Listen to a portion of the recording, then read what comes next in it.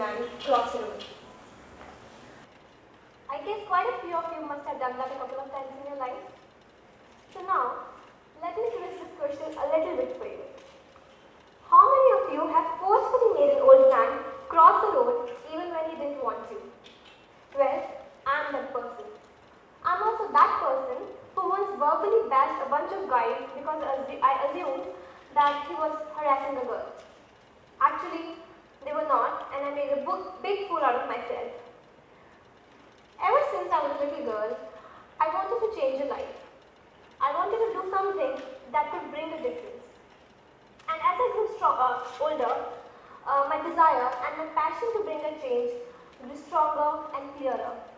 I would imagine in my head the things that I would do to solve problems like pollution, corruption, and even the global warming. But I soon realized that changing the world is not that easy. So I took a simpler, easier, and a smarter way, and instead of changing the world myself, I started writing about those people who are bringing a change. So that is how my journey as a development and environment journalist started. And I went to some of the remotest villages of India, stayed there, talked to the people, and wrote about grassroots innovations, change makers, and some of the most talented people that I came across there. Recently, I interviewed this guy, Girish Badrukon. He's a rural innovator. When I went and talked to him, he had nothing but a small room and some great innovation ideas that could solve Indian farmers' irrigation problems. After the story got published, he got tremendous positive response from people across India. He got potential buyers for his new technology.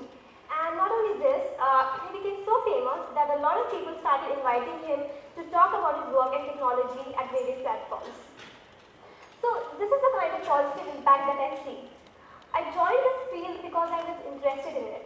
And I'm sticking to it because I see the positive impact a story can create. Similarly, I did a series of 4 articles on change makers that shifted their base and moved to rural India to address issues like poverty, education, sanitation, etc. And after reading those articles, 8 of my readers got so inspired from them that they quit their high-paying full-time jobs and opted for a 1-year Rural India Fellowship program and shifted to rural India to work there and to solve the problems of the people there. So the point is that there is a positive and instant impact, and we can actually measure it. The people that I meet here in this field are not the ones who are looking for fame. They are real people with real problems, and they're looking for real solutions of their problems. And some of these guys have actually managed to find solutions of these problems through these stories. Like there's a technology called biosand filters, which is solving rural India's clean drinking water problem in just ₹3,000. So you see, all these technologies are out there. They are there for people to use. But how will rural India benefit from these if these technologies are not talked about, or if people are not even aware of these things? And after the article got published, a lot of villages approached them and asked them to install the similar technology at their villages. My work has made me meet some of the most amazing, passionate, compassionate, and talented people that I've ever known. And one of them is Bhavesh Bhatia. He's a visually impaired entrepreneur, and he lost his eyesight when he was in his early 20s. And instead of crying about it and cursing his fate, he converted this disability into an opportunity and started the art of candle making. Now he runs a huge candle manufacturing unit which has clients across the globe, and not only this, he provides employment to 225 other visually impaired people like him. So you see how one positive person can change lives of hundreds of other people. And of course, working in this field has its own share of challenges, and bringing the right story out, bringing the right content out is not as easy as it looks like. From language barriers to communication problem to network issue, there's a lot that goes behind a story.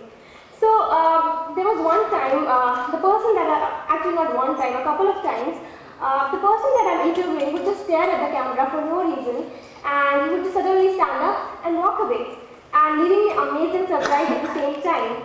And after some time, he would return back with a bunch of kids who would just pose in front of the camera. They'll sing, they'll dance, and they'll do their own thing. So, of course, all these kind process of bringing a story out, but these are the kind of experiences which make my work so much fun that it is right now. I also just recalled one more amusing incident that happened with me. I was in Ranebennur village of North Karnataka, and I went to a farmer's place to talk about his work, his farm, his goats, etc. So a very old lady approached me and asked me something in Kannada, and I didn't understand the language then, so I just nodded my head in agreement because I assumed she's asking for water. So after some time, I see her approaching towards me with a bottle full of hair oil, and before I could react or say anything, she started pouring that hair oil on my head. Apparently, she had asked me that the hair are too dry, do you want me to oil them and braid them? And I had said yes. And before I realized, she was braiding my hair, and that entire day I roamed around in the village with heavily oiled hair, with a long braid and a huge flower in it. So, these kind of incidents are amusing and fun, and I guess that was a really sweet gesture. So you see, real India is this, where people are so kind, so giving, so friendly, and so open. As per the census 2011, nearly 70% of India's population live in rural areas.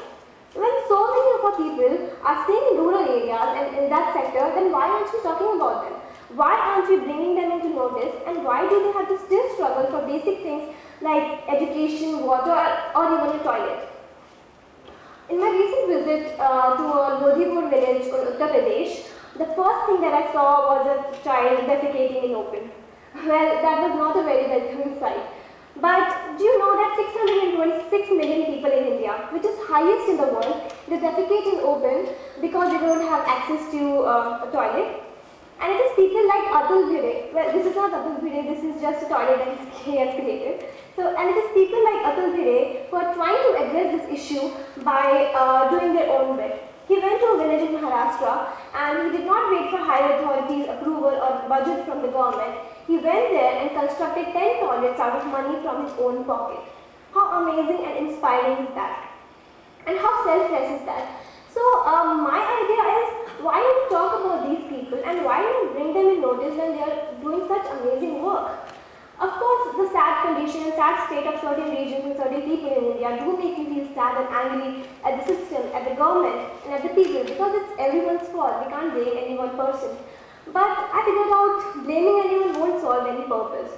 So what I did was, I planned to travel from one village to another, looking for problems and finding possible solutions. And then I planned to connect the possible solution providers to these villagers so that a particular issue could be addressed at a micro level. So that's what I have been doing for some time now.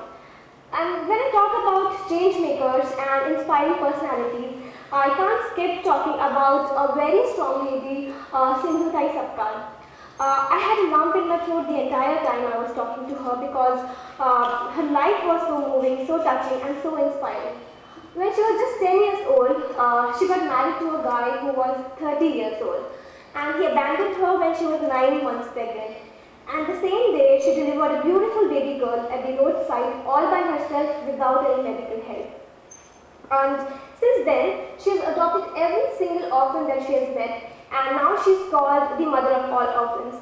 And she's taken care of over 1,400 homeless kids when she herself was in hands-to-mouth situation. So, it's people like her and all of these that I mentioned that keep my faith alive in humanity, and which make me believe that a positive change is possible and is happening, even if it's at a very small pace. And I think I'm one of those very few fortunate ones who get to bring out these stories out in open, because these people deserve to get noticed, these people deserve to be in the limelight, and people should know about what kind of amazing work they're doing. And I feel that I'm so glad that I get a chance to live my dream of changing a life. Thank you so much.